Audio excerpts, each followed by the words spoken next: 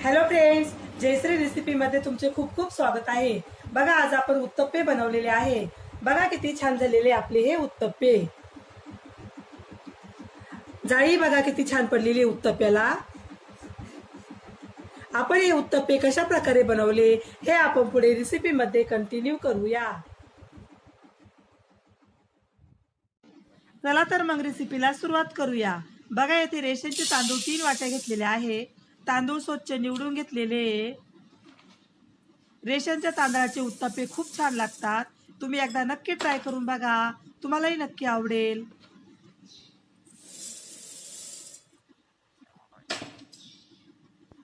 एक वाटी उडदाची डाळ घेतलेली आहे।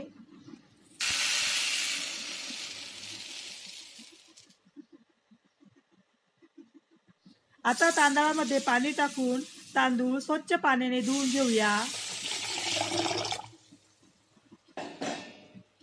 जोपर्यंत पाणी स्वच्छ दिसत नाही तोपर्यंत तांदूळ छान धुवून घ्यायचे आहे।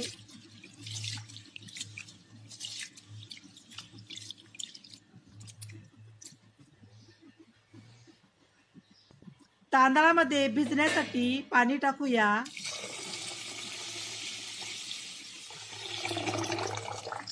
व पातेल्यावर झाकण ठेवायचे आहे।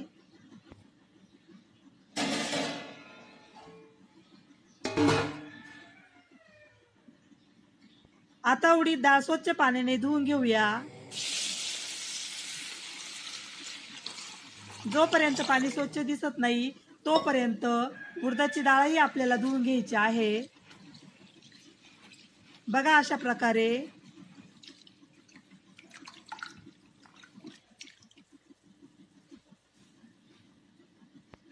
उडदाच्या डाळीमध्येही पाणी टाकूया। तांदूळ व उडदाची डाळ आपल्याला 12 तासासाठी भिजत ठेवायची आहे।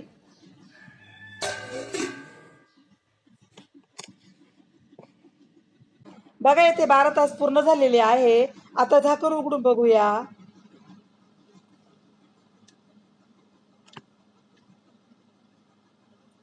तांदूळ बघा किती छान भिजलेले आहे।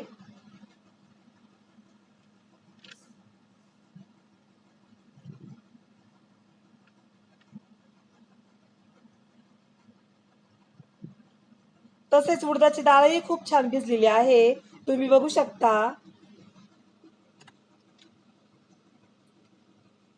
तांदूळ व उडदाची डाळ मिक्सर मध्ये वाटून घेऊया। बघा, येथे मिक्सरचं भांडं घेतलेले आहे, त्यामध्ये तांदूळ टाकूया।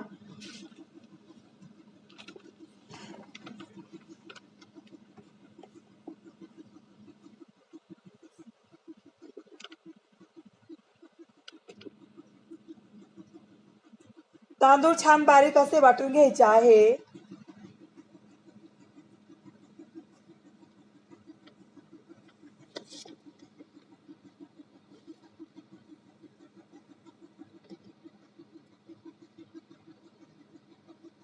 यामध्ये थोडे पाणी टाकून परत वाटून घेऊ।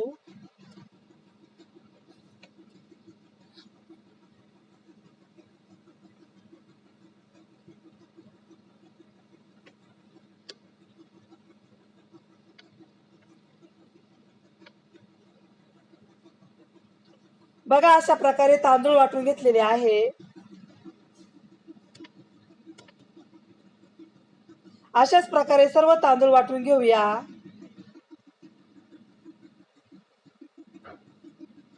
आता उडदाची डाळ वाटून घेऊया।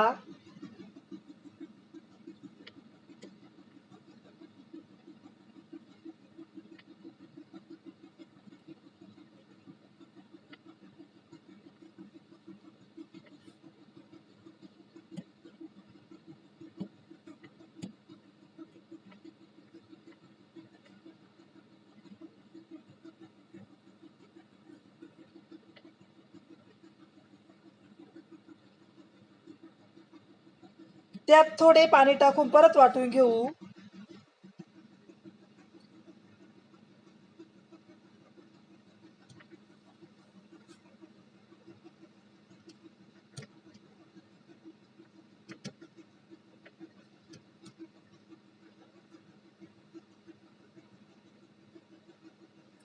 बघा अशा प्रकारे उडदाची डाळही वाटून घेतलेली आहे, तुम्ही बघू शकता.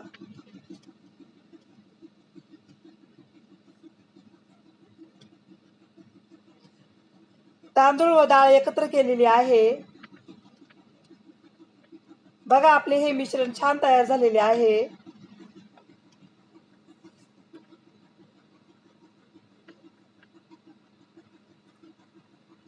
आता पातेल्यावर झाकण ठेवायचे.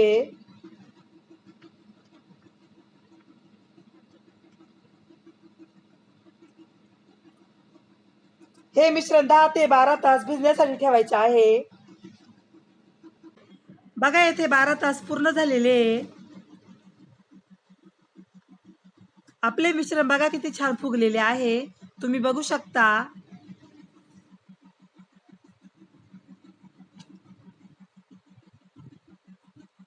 आता या मिश्रणामध्ये मीठ टाकूया.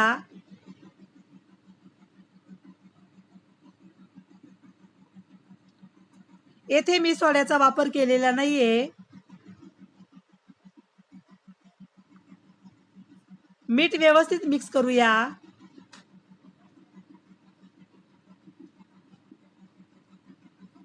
उत्तप्पा बनवण्यासाठी येथे काय काय साहित्य घेतले आणि त्याचे किती किती प्रमाणे हे सर्व मी डिस्क्रिप्शन बॉक्स मध्ये दिलेलं आहे, तिथे जाऊन तुम्ही बघू शकता. बघा आपले मिश्रण आता छान तयार झालेले आहे. चला तर मग आपण आता उत्तप्पा करण्यास सुरुवात करूया.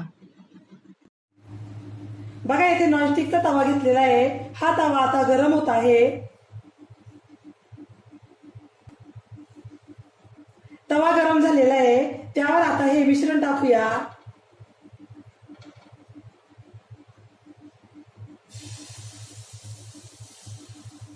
बघा अशा प्रकारे हलक्या हाताने पसरून द्यायचा आहे.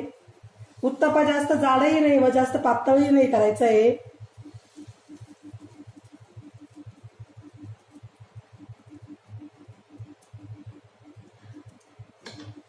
त्यावर टाकूया हिरव्या मिरचीचे तुकडे.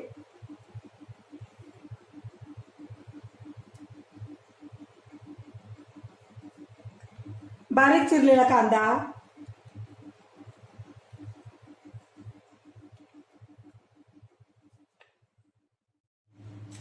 टोमॅटोचे बारीक केलेले तुकडे.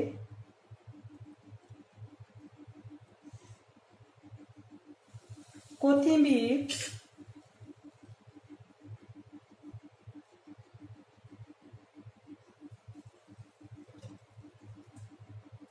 हलक्या हाताने अशा प्रकारे दाब द्यायचा आहे.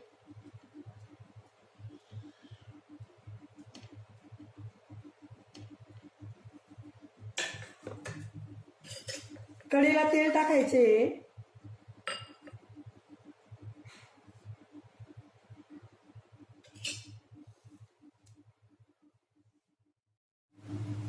उत्तप्पा पलटी करूया.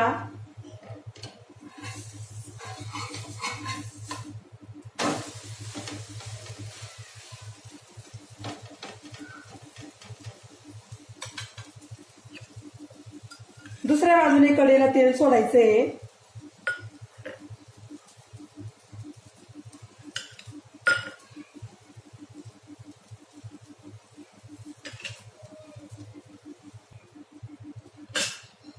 उत्तप्पा परत पलटी करूया.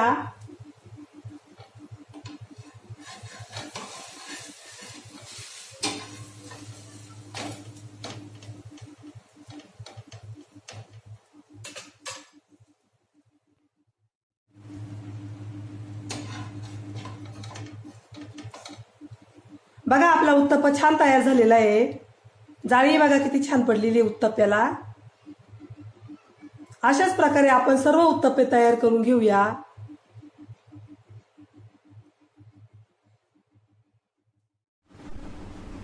बघा आपला उत्तप्पा आता खाण्यासाठी रेडी झालेला आहे. बघा किती छान झालेला आहे आपला हा उत्तप्पा. तुम्हाला जर माझी रेसिपी आवडली असेल तर माझी रेसिपी एकदा नक्की ट्राय करून बघा. चला तर मग पुन्हा भेटूया अशाच नवीन रेसिपी मध्ये. तोपर्यंत बाय बाय.